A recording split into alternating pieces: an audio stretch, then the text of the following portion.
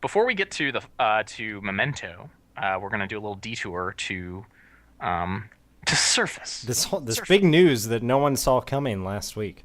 Surface, but yeah, well, I can tell you that Microsoft's hardware vendor partners certainly didn't see this coming, and they've been quite perturbed. Oh, they're a little testy. So Microsoft had a little keynote a couple days ago where they let everybody know that they're going to start making a hardware product, and it is not an Xbox, and it is not a Zune. It is going to be a tablet. What? What? Microsoft doesn't make computers. Microsoft's been around for 37 years and they haven't made a computer. Um, so I am going to break down uh, what happened. I want to talk about their presentation, and then talk about the product, and then talk about the strategy that's going on here. But the basic news is, you want to sum it up? Microsoft's going to make some PCs. They're going to be tablets, and they're going to be direct competitors to both their hardware vendors and to Apple. Buckle your seatbelts, kids. This is going to be a wild ride. So, we'll make sure that the 45-minute or so-ish keynote is in the link dump. Everyone can take a look at it. 45 minutes is a long time, I know. So you don't have to watch the whole thing. If you want to watch any specific part of it, I would watch the part with Panos Panay. He was the lead. He's like the head of the Surface division, and he's a very engaging speaker. And everyone else was sort of like, oh, geez. They work at Microsoft. Yeah. Yeah. So Steve Ballmer comes out and kicks this thing off. We're going to talk about the presentation first. So they kick this thing off, and there's this quote from Alan Kay from the 70s that everyone in the Apple world sort of knows, and it's if you want to be really serious about software, you have to make your own hardware. Okay, yeah. So what It's they were kind of like saying, the Apple dictum. yeah, and it's like going all the way back to Xerox PARC, right? Before the Alto, boy, how am I blanking on this? The Alto. Before that, you had these command line interfaces, and if you wanted to be like, oh, I want to do all this cool stuff with graphics, and you would have to make new hardware. You'd have to make a bitmapped display, and you need a mouse, and you need the GUI, and you need this stuff, and it needs to work together. So Ballmer comes out and says something like, I tweeted this, and then I had several people tweet back at me that I'm just being an Apple fanboy and a jerk, but And you were like, what's new? right. So Ballmer said, devices are better when hardware and software are considered and working together. I'm just gonna say that doesn't sound like Microsoft, right? The first computer they made in how many years did you say? Yeah, they've never made a computer. Right. They've never made a computer. So, as part of their presentation, and the presentation was very iffy, they did this video about hardware trying to convince us that they've been really serious about hardware before. And it was just laughable. Why, because they made a mouse before? So, the video that they show is about the Microsoft hardware group. And right away, it's like, oh, if this is a different division of your company, it's probably not something that you consider thoughtfully when you're making your software, because it's something different. They point to the mouse, Okay, good. to keyboards, and to the LifeCam, which is a webcam. Wow, pioneers. Yeah, and they were seriously pointing to these things. And at the end of the video, they say, here's for the last 30 years of the hardware group. I mean, they obviously slapped this video together to make it seem like they have this like storied history of hardware and software integration, but like they've just been selling mice and webcams. The only thing that was in there that was a good example of tight hardware and software integration, you can probably think of it, the Xbox. Yeah. There's a reason that division is like one of their most profitable now. Yes. Also, they didn't mention the Zune. I wonder why not. That excellent device. You know what else they didn't mention? They didn't mention the Windows Phone. Oh. Okay, so like, Which I thought had been met with at least modest success. No, yeah, yeah, and it's doing okay. they're updating it for Windows Phone. They're going to do Windows Phone 8, which is going to have the same kernel as Windows 8, and it's got an updated UI. It looks even better. One of Um, the things I read about Microsoft's hardware after had all happened was that they have a problem. It's like Joss Whedon. They have a problem with beginnings. Like the mm, first iteration of whatever is not good, and then they make it again and they make it better. And like even the Zune was much better the second time around. The problem was just that they couldn't penetrate the market. But the Xbox, like that huge Xbox, was fine and it did okay, but it just got ridiculed constantly by how ridiculous it was. And now they the have the Xbox is huge. now they have That the meme. awesome, cute little black Xbox 360 that is everywhere now. It's just ubiquitous. You can draw a line from the thinking in the Zune to the execution of the Xbox to Windows Phone 7 and 7.5 to Metro. It was the triumph of designers taking over Mm-hmm. at Microsoft. Like, that's happened. They've realized that they have to do this. So, um, we'll bring that stuff up later. But to make this presentation work, they had to put together a video to try and convince us that they've been hardware software integration innovators for 37 years. And they haven't. So right away, You feel like you're being sold on a false premise. exactly. So if you're a tech journalist or you're an enthusiast, if you're watching this, you're like, really, Microsoft? Uh, Really? Okay. And also, I mean, I think at this point, everyone, when they were in the room, they knew like, ooh, Microsoft is going to be talking about like something hardware-y. Maybe it's a computer, and they hadn't said yet what it was. So you're like, why are they talking about hardware and software? because they're gonna release a new webcam. Right. It's gonna be the best keyboard ever. They actually pointed out not only did they and also they just like shamelessly said that they didn't say they invented the mouse because at Xerox PARC they invented the mouse, and then Apple had the first mass market mouse, and anyone who says anything different is just like on quaaludes. I've Like seen it in a museum. Apple made the first mass market mouse, period. And then Microsoft, in this video and in other things, are like, well, we made a 2-button mouse. And it came out for Windows. And Ballmer was like, well, you couldn't have had Windows without a mouse. It was hardware and software. And it's like, no, you just copied a GUI. You decided to do I this thing. used Windows without a mouse constantly back in 3.1. Yeah, also, yeah, and you're talking about 3.1. He was talking about Windows 1.0. Oh, Yeah. which was even years before that. Oh yeah, years before that, like in like 1990 or like 1989 or whenever Windows 1.0 came out, which was this ugly as sin thing. First of all, you should look at screenshots of it. It was had all these garish colors and it was very very ugly. And so you couldn't have had Windows without a mouse. And it's like, well, yeah, but you can't have a GUI without a mouse. Like that's not innovation. Like I don't think Apple would say like this is really innovation right here. They're like, no, we wanted to do GUI. You have to have a pointing device. This isn't like, oh yes, we did this awesome thing. It's like, no, you did something that someone else. You didn't innovate here. You just decided to offer your own product here. So I just thought the whole thing was bizarre and very apologetic when they should have just gotten to their product. This was a big failure of the presentation. Just get to your product. So Ballmer says, with Windows 8, we didn't want to leave any seam uncovered. He's talking a little bit about Windows 8 and Metro. And the translation of that is, we couldn't decide what was best, so we're shipping everything. We're going to give you everything. This is total classic Microsoft at its best, where it's like, Apple ships, Mac OS 9, right? If you want to get a Mac, it has OS 9.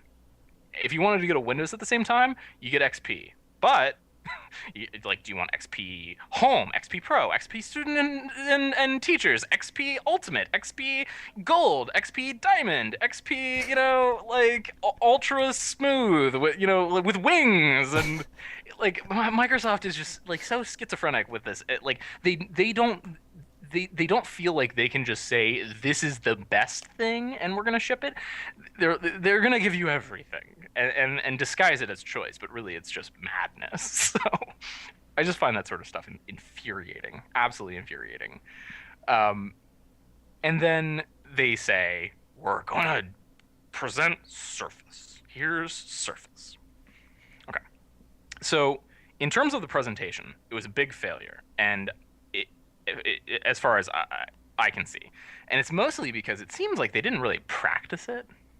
It was very kind of rushed, and like Steven Sinofsky was, I don't know these guys' titles. He sort of a smallish, bald fellow in a blue shirt. That's the guy I'm talking about. He just seemed really uncomfortable and like kind of like jittery, and it didn't help that the Surface he had, he like opened up Internet Explorer and then wanted to move to a movie and the thing crashed. Oh, yikes. So he's like, oh, I got a little thing over here, I got a backup. So I was like, oh, that's not good. He just didn't seem like he was totally there and with it. And then they had this guy Michael Angulio, and then Panos Panay doing sort of like different parts of the keynote. Like the thing that really failed here was, I don't want to say you have to do this the way Apple does it, but the way that Apple does it works. There's a reason that they are so praised for their keynotes and all their presentations. It's because they're doing it the right way. Right. So the way Apple works is they say, we're going to talk about 3 things today. Okay, here's the first thing we're going to talk about. I'm going to touch on 7 things. Here's thing 1, 2, 3, 4, 5, 6, 7. Here were the 7 things we talked about and why they're great. And now we're going to move on to thing 2, right? It's like 5th grade essay. Yeah, I was going to say, it just feels like you're moving through an education lesson. Exactly. And it works, right? It's like they say, like, I'm going to tell you the reasons why this thing is awesome. Here's one reason why this thing is awesome. They go through all of them and they say, here are all the things that I said about how this thing was awesome. It's really awesome. It's on sale in a month. And this seemed almost like stream of consciousness. Like they just moved from thing to thing, and it's like, it's got a kickstand, and we've got this cover, and then we're gonna go back to the cover, and then we're gonna do this, and we're gonna do that. And they never really laid out. They didn't sort of lay down the stakes, you know? They didn't say, like, here's what we're going to talk about. It's the Surface. It's a tablet. It's a PC. It's going to change everything, and this is why. And now I'm going to tell you why, and then we're going to summarize it. They totally didn't do that at all. They just, like, blah, blah, blah, blah, blah, blah. They gotta Aren't you excited? They got to practice that stuff.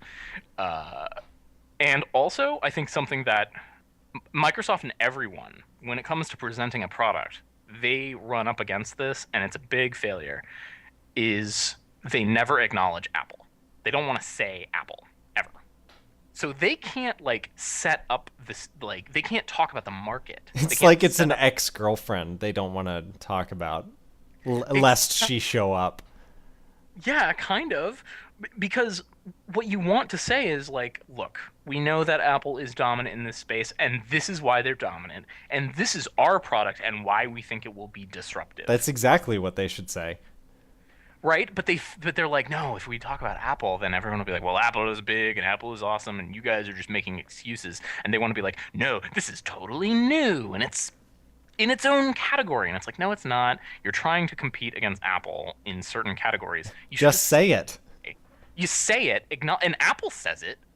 They have no fear. They're like, when they rolled out the iMac, Steve Jobs in whatever, like 1999, had a slide of, here's the best computer that you can get right now. And it was this tower with a monitor, it was beige, and it had speakers and a keyboard and a mouse, and there were wires everywhere. And he's like, look at all these wires, this is crap. And it looks like it was designed by monkeys and like who were high on crack, and like, look at how terrible this is. And like, this is a Dell, whatever. And it's like, this is BS. And it's like, this is what we're going to give. And look how awesome it is. It's just like, you take it out of the box, you plug it into the internet, and you're on. And everyone's like, ooh, I want that.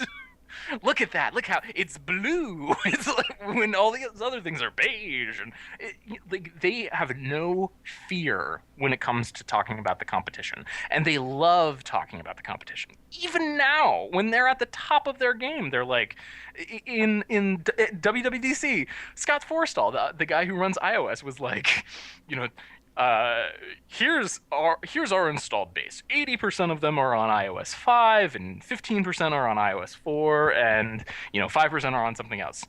What about our competitors? And then they show Android. It's like, All the fragmentation.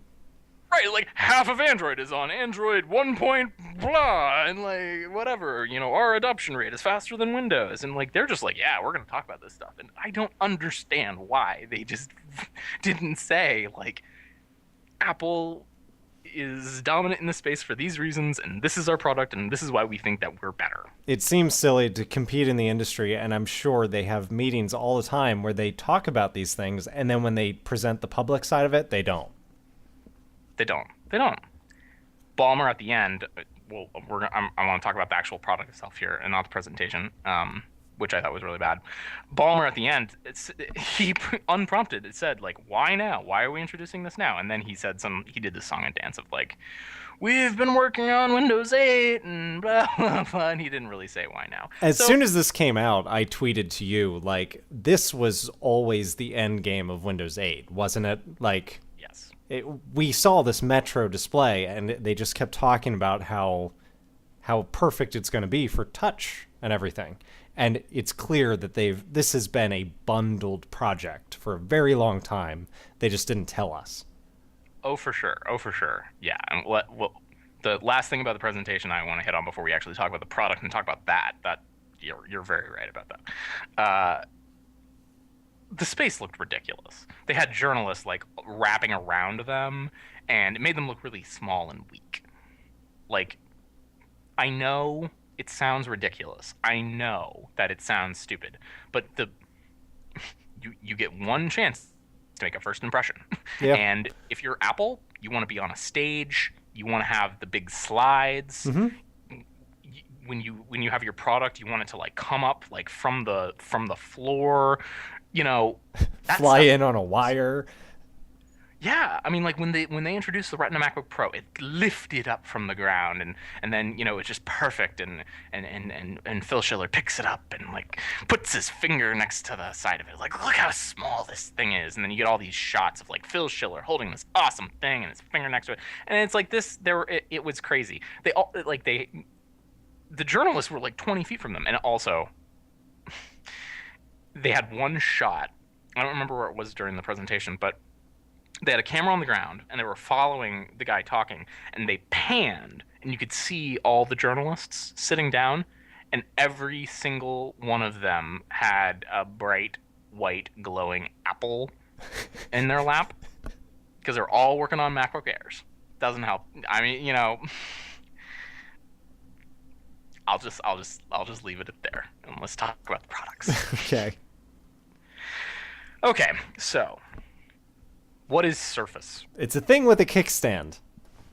It's a thing with a kickstand. Well, it has a kickstand. It does have a kickstand. I'm going to say what my dad would say and go, well, that's the first thing that's going to break. I wondered about that. I actually, I don't know if I have a note about that. I've got this big note file on this. I'm wondering how easily replaceable it is. Well, yeah, it's held on by three clasps, whatever. There are three things that hold it to the actual device itself. It's 0.7 millimeters. It's very thin. It's about as thick as a credit card. Yeah. Yeah, I don't know. I don't know how that's gonna work. So, is it like there are kickstands that you can buy for your iPad? Is that about equivalent of like the size of the kickstand for an iPad? I don't know. So I have my iPad right here. I use a smart cover. We'll talk about covers here. And I'm prepping mine up right now. The way the smart cover works is it folds up into this little triangle, and it has a magnetic clasp that snaps onto your iPad, and then you just put it down, and I've got it up like long ways, or so that Portrait mode. yeah, it's in portrait and it's like seated in front of me. This is like how I watch movies, and you can just like tap on it like pretty hard, and it's not gonna fall over, even when it's like up in the air. So it's pretty durable. The kickstand looks like it will hold the surface at basically the same angle, Hmm. but the thing is built into the product. So let's talk about the products. So the Surface, this is so weird, and when we talk about their strategy, I'll mention my thoughts on this. It's so weird. Surface covers two products. Surface is like a big brand name, but there are two products there, and they have the worst names ever. Like we were talking about the MacBook Pro with Retina display. Yeah. There is Microsoft Surface for Windows RT. That's one product. Okay, That's that's right. I did read about this. that's the iPad competitor. That's the one that works on an ARM processor. And then there is Microsoft Surface for Windows 8 Pro. Ugh. God, what the? What's going on with these guys? I thought that marketing handled all of these hard decisions about naming. It absolutely infuriates me to talk about these product names because they're so. And there's more. Oh, I'm going to talk about more. And I'm assuming there's going to be a problem between these two versions, kind of like our. It was what was the discussion we were having in E3 about? It was the PlayStation Move. Developers not developing for it because not everyone had it. Is there going to be a problem here between the two Surface OSs? So, okay, good. Let's talk about that. So, the Microsoft Surface for Windows RT, the iPad Surface, Yeah. it runs on an ARM processor, a system on a chip. It's basically like the same kind of architecture of an iPad. There's a lot of benefits to an ARM processor. ARM used to stand for Acorn RISC Machine, and now it's Advanced RISC Machine now, something like that. An ARM processor only uses a teeny tiny bit of electricity, and it's very cool compared to like an Intel chip, like an i5. So this is like a battery optimized. Yeah, it's total mobile. That's why Apple uses ARM designs. ARM actually doesn't make things; they just have the specs, and if you want to make them, you have to get a license from them. Oh. And then you get Texas Instruments or NVIDIA or whoever, or Apple themselves, to make your chip for you. Foxconn, blah blah blah blah blah. And it's great for mobile. That's why it's in iPads. That's why ARM systems on a chip, SoCs, are in iPads and iPhones. That's Android uses similar types of chips in their stuff, and Windows is saying, yes, we're going to put an ARM processor in our baby Surface, or what this iPad competitor. That's what they should have called it. Baby Surface Junior. Don't call it Surface Junior. That's terrible. So think about and it runs Windows RT, and I tried really hard to find out what the hell does Windows RT stand for. I'd never even heard of this before this press conference. Well, apparently Windows RT stands for Windows Runtime, and I'm like, that's the geekiest thing in the world. Why would you call a consumer product Windows RT? But that's what they're calling it. I don't know why. And Windows RT can do all of the Metro apps. So if you write an app for Metro, some fancy live tile with cool fonts and laid out really well, that will totally work on the Surface RT. Okay. I guess let's just call it that. It will not run any app that runs on Windows. Okay. So it has a desktop, little button for desktop. You push the button, it opens up. It looks like a desktop on Windows 7, and Office will work on it because Microsoft is going to write versions of those apps that work on RT. But everyone will be using Google Docs anyway. Basically, any app that works on your Windows PC right now will not work on this tablet. Okay. Period. Doesn't work. You gotta be a Metro app. So, Windows. How many angry consumers are there going to be? I think that. I don't know. We'll see. The more expensive, bigger product, the Windows 8 Pro Surface, It It has should just be Surface RT and Surface Pro. you There, could I did it. run I fixed it. you could run these. Yeah, you could be the head of marketing for Microsoft. Um, the big one, Surface Pro, uh, it runs a version of Windows 8 that does have a full desktop environment. Okay. So you can put Photoshop on that. You can put Lightroom. You can put your games on it. It's just like it's like it's Metro, and there's a button that lets you run Windows 7. Yeah. Whole thing. Cool. Okay. So these products are actually kind of cool. I think that they're kind of sexy. So they're made out of a magnesium case. Mm-hmm.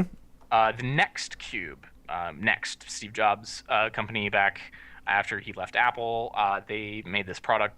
They did this operating system called Next Step, and they also had some products, some workstations. One of them was the Next Cube. It was made out of magnesium. Clearly, Steve Jobs, a man of fine taste and culture, would, if he wanted a cool, sexy product, he would pick the cool, sexy thing to make it out of. So people have used magnesium before. They call it vapor mag because what they do is they take like an ingot of magnesium and they basically boil it and then shape it into what they want the product to look like. That's pretty cool. Okay, yeah, like the way that Apple uses the formed aluminum. Mm-hmm. Yeah, and actually, so there's there's kind of a design trade-off here between aluminum and magnesium. So aluminum dents, right? So you can actually dent aluminum, and it holds that dent. So Apple has decided that they want their product to be made out of this very firm substance that if you drop it or you hit it or whatever, it gets a little dent in it, and that's all that happens. Magnesium can go to really great tolerances, and then it cracks. Yep. So that's what Microsoft has decided, that it's going to be actually magnesium products are actually going to be much stronger than aluminum products, but if you put too much tension into it, it will crack. Okay. Whereas you can't crack. I mean, you can't crack aluminum. No. You actually have to rip aluminum apart. So that's an interesting choice, and I like the fact that Microsoft is making choices. Yeah. They don't normally make choices. It's like they're not just making this thing out of plastic. They're not just phoning that in. Oh, sure. And they're not saying, well, we know that people care about the difference between aluminum and magnesium, so we're going to offer an aluminum one and a magnesium. They're like, no. No. We think it makes sense for it to be magnesium. Cool. That's cool. That's cool. That's very cool. The Surface RT is tiny. It's an iPad competitor. I looked at the spec sheet, and it's basically it's the same thickness as an iPad, Mm-hmm. and they mentioned there are 200 custom parts inside of the Surface. And Panos Panay, like seriously, you got to watch this guy. He's awesome. He said like it is so meticulously designed. He says I've got this huge. Every micron matters in Microsoft Surface. He says that if you put a piece of tape inside of the Surface that wasn't there, it would bulge. You can't shut it anymore. Yeah, this thing is. It's engineered to a T. Right. So, and I want to talk about that. So, Steven Sinofsky and Panos Panay, and Michael and Angulia, you don't need to know who these people are. The guys who were talking, they talked about the kickstand and the sound that the kickstand makes when you close it. They iterated on this product in an anechoic chamber, like a sound chamber, and until the sound of the kickstand closing was perfect, and it just sounded like one of the things they describe or they say that it's similar to is like the sound of a luxury car door closing. Okay, yeah, that's actually exactly where I was going when you were describing it. Right? It's like, and they cared about that. And it's not that they didn't care about other things, but one of the things that they kept in mind was it should sound like a luxury product when you close it.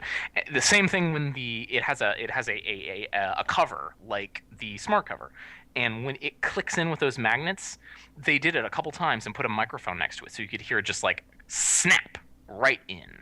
Sounds good. Sounds like you actually, boom, you did it. It's closed. I snapped that in. Oh, very cool. And here are a couple other things. I have a whole little area in my little notes file here of words that they used when they talk about the Surface. Watch quality, elegance, pride in craftsmanship. They spent some serious time trying to make a really awesome product that just feels good and when you hold it, you know that this is a luxury product. It's a good, high quality product. That's Apple stuff right there. I think they knew. Well, of course they did. I think they were ready to face what they're about to face. I think that they knew that this is not something you half-ass. If they're going to jump, I think just the fact that they're going to be working against their own allies, they know how important this needs to be to get right the first time. Oh yeah. They don't want a Zune situation again. Yeah, no, they can't offer Windows 8 and have another company make a product that runs it better than their product. Their product has to be the best. And I think it probably will be. So it has this companion product, and it's not clear whether this is going to be bundled or you have to buy it separately, but it's called the Touch Cover. This is really cool. I thought there were some really cool, really clever things in this product. So it has a cover like the iPad. I'm taking mine off and I'm looking at it. So my cover, it's really thin. It's got this microfiber fabric on the inside to clean the screen. Mm-hmm. The outside is plastic, and then it's got this this magnetic snappy thing to attach it to the side. So the touch cover that Microsoft is going to offer looks a little bit like this. It's plasticky on the outside. It's got a metal magnetic connecty thing on the end of it, but the inside, instead of being a cleaner, is a full keyboard. It's interesting. It's 3 millimeters thick, and it's a touch keyboard. So there are no keys, but when you have it connected to the Surface, you can actually type on this little keyboard thing, and it has a trackpad, so you could move a mouse around on this thing. Oh man, that's really smart. Right? The thing is 3 millimeters thick, and it has 7 separate layers inside of it. That's some serious engineering right there. He wasn't joking about microns. Microns, right? 7 layers, and it's 3 millimeters thick. Some of those layers are thinner than a millimeter. That's crazy. That's absolutely insanity. So that's pretty cool. And also, it's got it. This is so cute. The smart covers have different colors, right? Yeah, I've seen pictures of them all week. When you snap your Surface onto it, the background of your start screen will change to be what the color of the cover is. So if you go to blue one, your Surface will be blue. Oh, isn't that cute? Got a red one. I love this. Is the kind of attention to detail that people have, like Apple people, whatever you want to call us, that people who care about this stuff have been waiting for from Microsoft for 37 years. 37 years we've been waiting for this. It's like, yes, that's really cool. I like that. And the thing has freaking accelerometers inside of it, so that it knows when it's been folded around to the back of the Surface, and it turns itself off, so you're not getting inputs into the thing. That is smart. Yes, of course. So but here's where like the Microsoft schizophrenia and craziness comes into play. Is you can also get a cover that has real physical keys. Oh, okay. So, well, if you like touch typing and whatever, we got another one that's a little bit thicker, and it's got actual keys on it that you can type on. And they only have 1.5 millimeter travel, so they only go down 1.5 millimeters. I don't know how much easier it's going to be to type on, but they weren't confident enough that the touch cover was the right decision. They had to have another thing. Ah, They didn't make a choice on that one. they didn't. They didn't. They didn't pick what was best. They were like, well, there was obviously a discussion in the company, and they're like, well, we got this touch thing, and we've got this, where you're tapping on a piece of plastic, and then we got this thing with keys, and let's try them both out, and whatever one is best, that's the one we'll ship. They're like, we'll ship them both. Ah. When I see these guys up there talking about like we made this thing that's 3 millimeters thick with accelerometers and it's so clever. Oh, but you can get this other thing too. It's like you're blowing it. You're blowing it. Okay. So I feel like I should warn you that we're very close to an hour and a half. Okay. I think we can wrap up in like 10. Okay. Okay. So the products themselves are very different, and I want to wrap up with the strategy that I think is going on here. But the products, the RT runs an ARM processor and has a smaller amount of memory, and it actually is thinner. The Pro has an Intel i5 third generation processor in it. So if you look at the spec sheets on these things and compare them to Apple, basically, you can tell that the RT is aimed at the iPad, whereas the Pro is aimed at the Air. It's aimed at the Air. And you look at the Air, it looks very similar. So it sort of remains to be seen like how this is actually going to shake out. And a lot of people have been saying like, man, people are going to be confused when they get these when they go to buy this product, right? It's like, well, which one do I get? Do I want to get the RT? Do I want to get the Pro? Do I want to get the touch cover? Do I want to get the type cover? Blah blah blah. And that's all a good point. And the final thing, I just want to, until I use one of these, I don't know how I'm just going to put this criticism out there, and maybe I'll take it back. So the Pro has an i5 processor, and I bet you can probably upgrade it to an i7. It's this tiny little tablet thing. Those things get hot. They get real hot. So how do they cool that processor? They have this thing called perimeter venting. Basically, there is a slit all the way around the product, and it somehow gets air in and out of it. And they're like, and it just works great.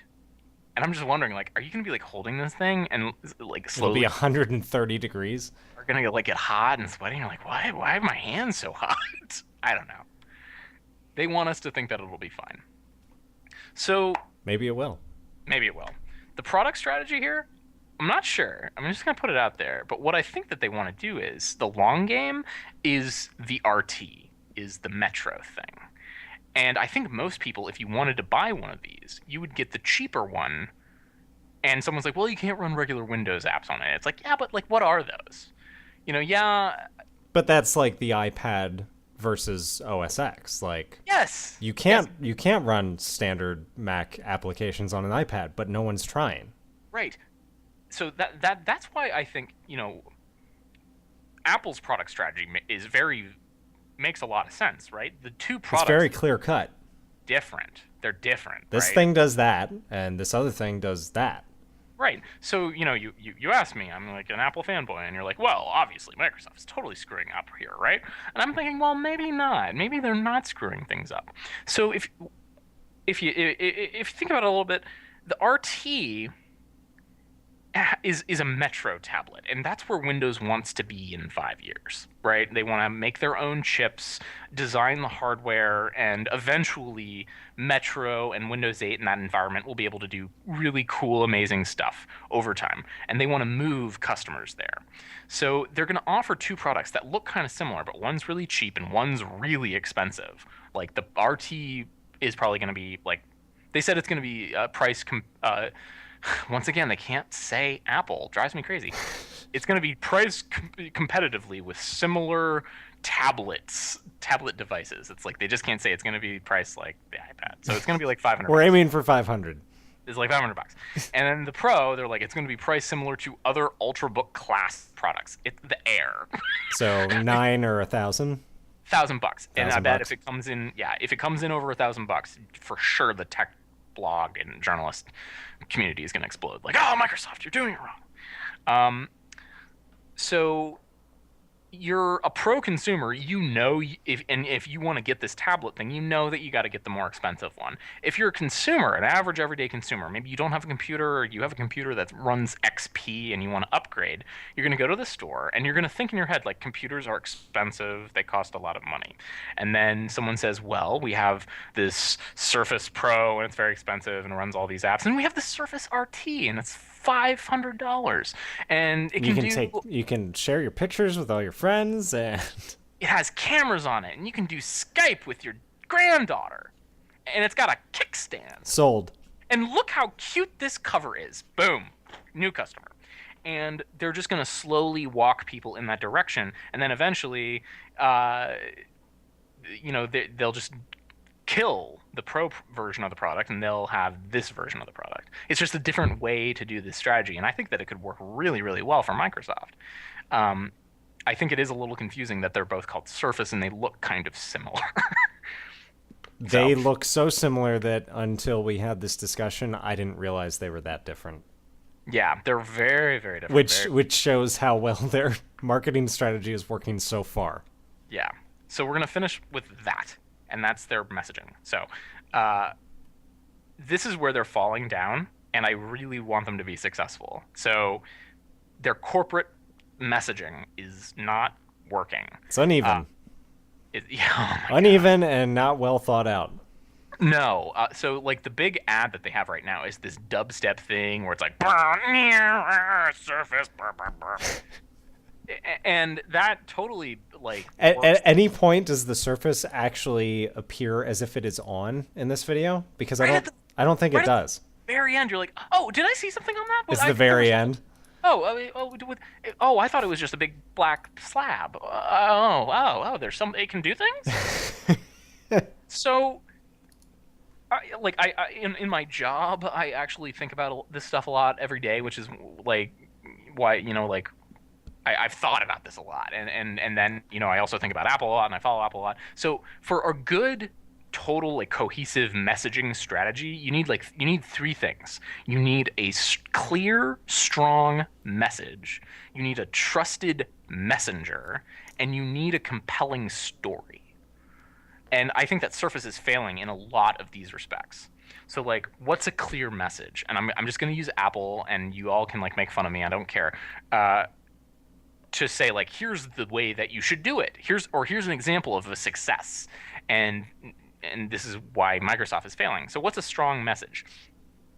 Let's think about the iPad and the Retina display. Right. So that's a product. Like you got to get past that. Like we're thinking at a higher level here now. Like so you've got this really cool display. It can display millions of pixels.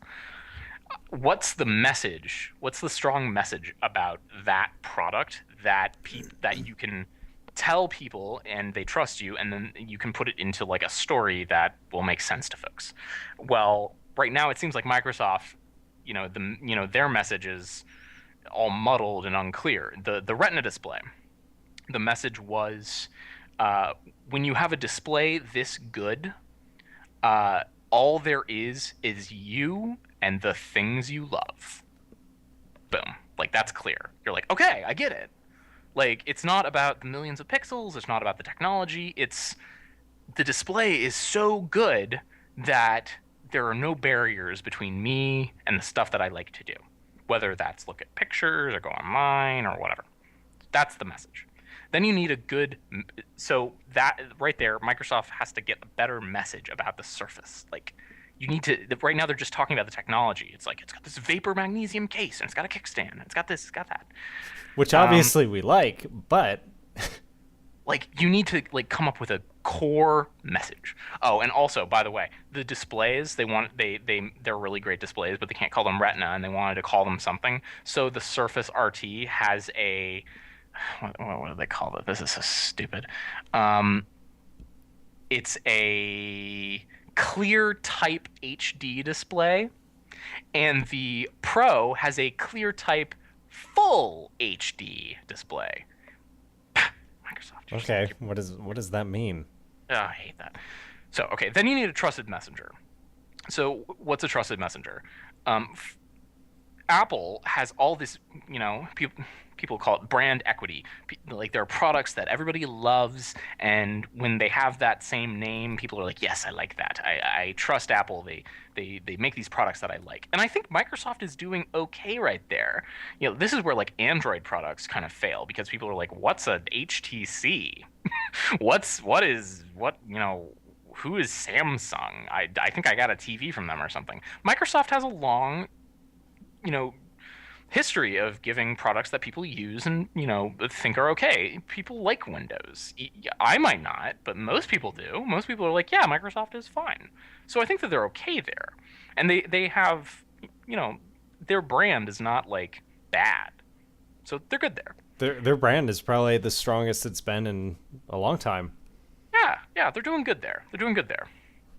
So then the final thing is story. Like people engage with stories. The public, when you're dealing with messages and communication, you have to have a story. You have to have a narrative. And here, Microsoft is totally falling down. Part of it is I think that their message is not very strong. They can't make a good story out of it. So stories, when you're talking about a message, are all about connecting a value that someone has with your message. And ultimately, if you're someone who's selling something, that's relates to a product. So when Apple introduces the iPad, they tell you a story about we have the Retina. Here's the story. You're a grandmother, and you can use our awesome new product to talk to your daughter and see your new granddaughter on the other side of the planet, and it looks like she's right there. And that's like, ooh, I like that. I want that. And the reason why you want it is not because it has a Retina display, and it's not because it displays millions of pixels. It's because you value family. And Apple is tying into that, and they're like getting into your brain, and they're getting into the core of who you are as a person. And they're saying like, our product will help you realize core values about you, like family or creativity or whatever. And here is how we come into play with that. When you tie all that stuff together into like a short ad, like what's the ad that I sent to you, This Sean? It's good. called This Good. When you have a display this good, all that there is you and the stuff you love. Like that's a strong message from someone you trust that's talking about things that you value, and that makes you want to buy the product. And right now, Microsoft, their ad is Surface. It's not going to sell. You can't sell someone on that. You can't sell someone on just the sex of that, especially because like you're Maybe a 16-year-old boy. right. So they can get their fans like, yeah, we love this. It's cool, but it's like It goes wub wub wub. but you're not going to be able to sell that to a 68-year-old new grandmother who can use your product to talk with her granddaughter on the other side of the planet, even though you can do that with the Surface. Like they got to figure out those things. They got to figure out what values they care about and how to connect their product to them with people. So that's my advice for Microsoft. We can talk about movies now.